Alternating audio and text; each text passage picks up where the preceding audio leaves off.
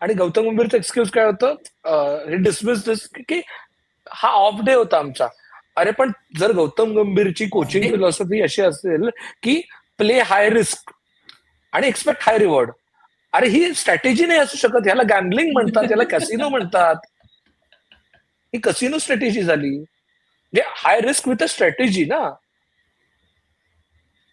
म्हणजे हा म्हणजे जे जर 2 मॅच खेळल्यानंतर, म्हणजे 2-3 मॅच संजू सॅमसन वाईट खेळला, मला मान्य आहे, म्हणजे माझं दुःखच आहे. म्हणजे संजू सॅमसनचं पण कधी कधी असं होतं, ठीक आहे, म्हणजे I am not cricket critic to understand his game, पण एक फॅन म्हणून मला असं दिसतं की बाबा तो 3 मॅच इतका भारी खेळतो की तो क्वार्टर फायनल, सेमीफायनल, फायनलला तो आपल्याला जिंकून देतो, आणि इकडे आल्यावरती तो 0-4-5 वरती आउट होतो.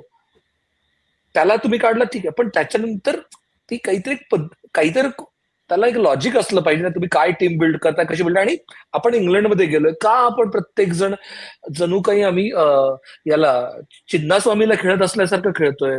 अरे आपण ट्रेंट ब्रिजला खेळतोय, चिन्नास्वामी नाहीये तिथे, बाउंड्रीज एवढ्या जवळ नाहीयेत.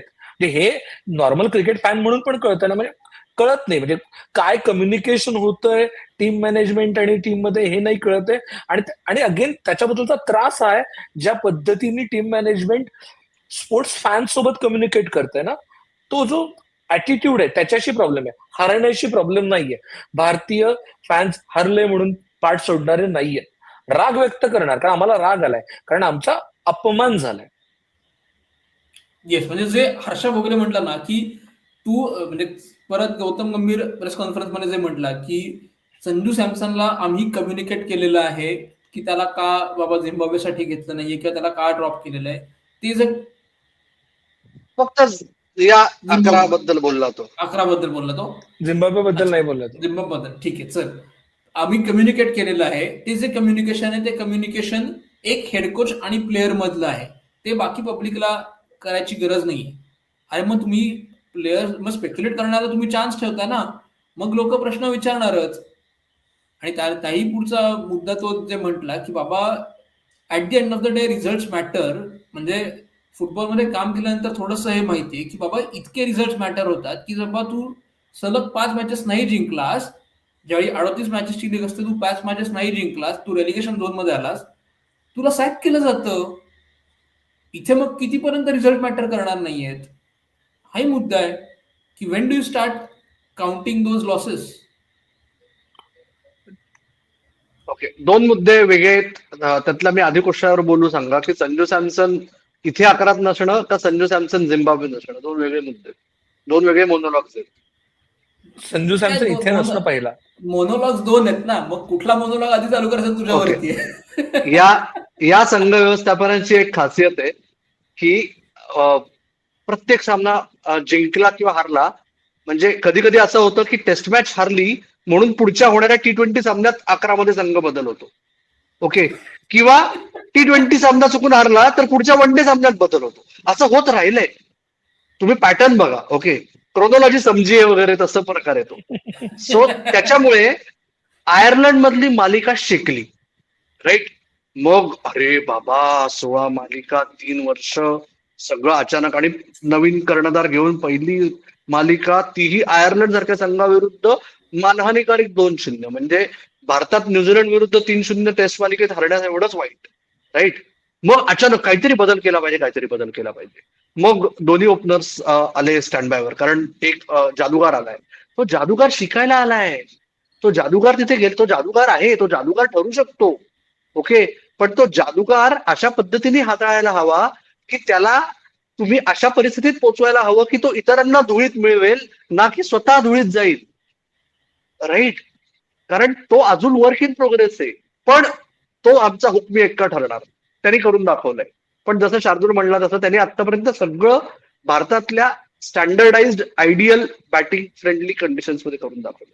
त्याच्यापासून काही हिरावून घेतलं जात नाही. पण मग त्याच्यामुळे काय, तर मग आता एक सामना वाया गेला आणि त्यातही कोणाचे रन नाही झाले, मग 3 सामन्या सलग रन नाही झाले. संजू सॅमसनला तर आम्ही आधीच एशियन गेम्स साठी घेऊन ठेवलंय, पण मग आता इथे कारण जादूगारासाठी जागा करायची, राईट.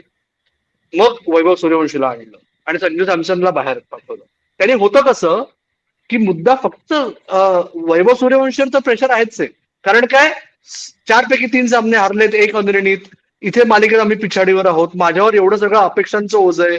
मी जादूगार आहे. मला लगेचच करामत करून दाखवायला पाहिजे. लगेच मला कसा मी भारी प्रयोग केला वगैरे, राईट. त्याच्यामुळे आणि प्लस हा फॉर्मॅट, ते जे आता शार्दूल म्हणला तसं परत की हाय रिस्क हाय रिवॉर्ड वाला फॉर्मॅट, त्याच्यामुळे त्याच्यात वेळ घ्यायला वगैरे जागा नाही. सो या सगळ्याच्यात वैभव सूर्यवंशी प्रॅक्टिकली चालला तर बोनस. पण ज्या वेळेस तुम्ही संजू सॅमसन सारख्या 3 महिन्यापूर्वीपर्यंत, ज्याच्यामुळे आपण T20 वर्ल्ड कप जिंकलोय अशी परिस्थिती होती, ज्याच्यामुळे नाहीतर ही मानहानी 4 महिन्यापूर्वी आली असती की भारत जर वेस्ट इंडिज विरुद्ध जिंकू शकला नसता तर तेव्हाच त्रिदापीठ उडाली असती. कारण भारत घरच्या मैदानावर घरच्या कंडिशन्स मध्ये जर सेमीफायनललाच पोहोचला नसता तर ते संजू सॅमसनने आधी घडवून आणलं. मग त्यांनी सेमीफायनल जिंकून दिली, मग त्यांनी फायनल जिंकून दिली. त्यांनी प्रॉब्लेम असा झाला की त्यांनी सेल्फिश बॅटिंग केली नाही, कारण ते 3 आकडे धावसंख्या असेल तरच भारतीय क्रिकेटमध्ये अजूनही तो शिक्कामोर्तब होता ना. ते काही नाही झालं.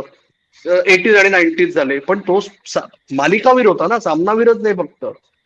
त्याला तुम्ही ज्या वेळेस संघातनं बाहेर काढतात 3 सो कॉल्ड अपयशांनंतर, तर तुम्ही इतर 6 जे बॅटर्स आहेत त्यांना काय मेसेज देताय?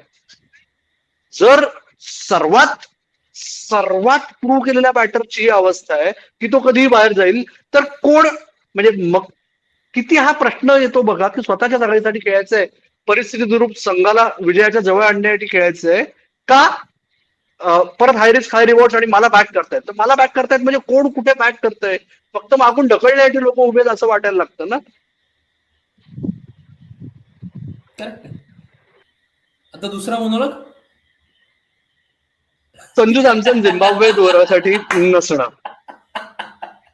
संजू सॅमसन म्हणजे गेले 48 तास, आता थिअरीज बघा, म्हणजे स्पष्ट इंग्रजीत म्हणायचं म्हणलं तर has he been drop, has he been rested, has he been dropped, has he been rested, has he been omitted, has he been excluded, okay, has he been given some time away so that they can have a look at someone else. Okay, हे सगळे options झाले. पण साधा मुद्दा आहे, हा एक खेळाडू आहे जो एकाच फॉर्मॅटमध्ये भारतासाठी खेळतोय, राईट.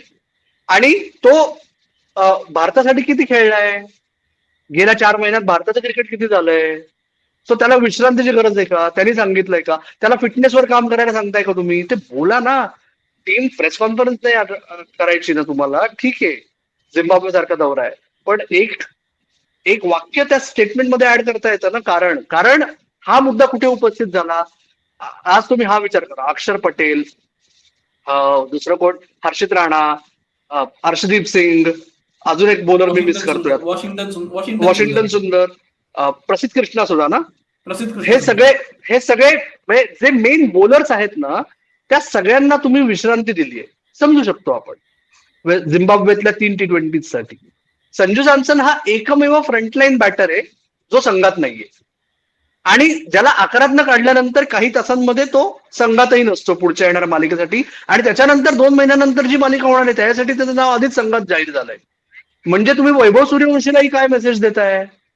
तुम्ही संजू सॅमसनला काय मेसेज देतायत? आणि जर कोणाला पडले असेल भारतीय क्रिकेट इकोसिस्टम मध्ये की तुम्ही क्रिकेट चाहत्यांना काय मेसेज देताय, सगळा सावळा गोंधळ आहे.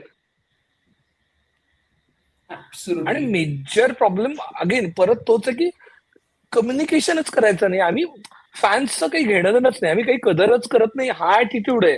म्हणजे बीट गौतम गंभीर, बीट अजित आगरकर हे बोलतच नाही. म्हणजे बोलतानाचं जे